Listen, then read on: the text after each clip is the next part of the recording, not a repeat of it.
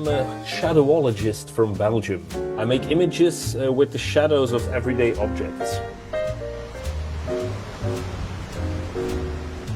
It all started a bit by accident because I was sitting on my desk working on a script and I suddenly noticed that the shadow of my teacup looked a lot like an elephant.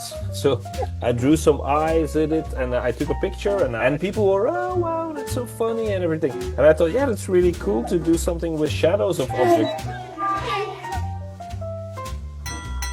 So from there on, I never really stopped and people really seemed to like it and I shared more and more images and then I started making little videos, I did exhibitions, so it all kind of exploded from there. I grew up reading a lot of comics the whole time and when I was 11 I really wanted to be a comic strip artist. So it sort of came naturally to do this kind of thing. But I'm not the best artist, I'm not a very good drawer. But the good thing with shadowology is the light does a lot of the drawing and I just have to add a few lines and the image is ready.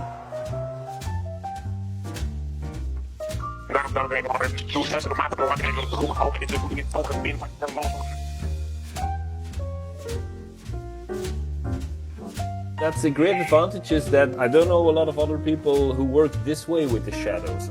So I started experimenting with different little lamps and now I have a little setup in my office where I have two lamps, one in front, one on the side, and I start playing around. I take an object, I put it on the paper, I play with the lamps, with the objects, and I try to relax my mind until I see something in the shadows.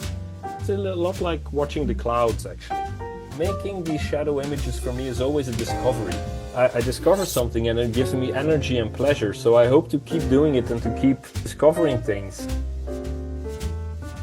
I try always to add a little bit of poetry and there's a little bit of melancholy in it. I really enjoy making these little soundscapes, making it into little stories by adding sound effects and music.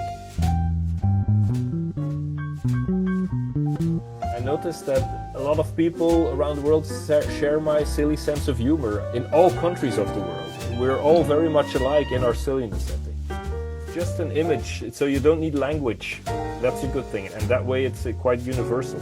The world can be quite a tragic and sad place, but your imagination can transform it. So I think it's really about the power of imagination. It shows you that there are treasures everywhere. It shows you that with a little bit of imagination, see a lot of beautiful things around you.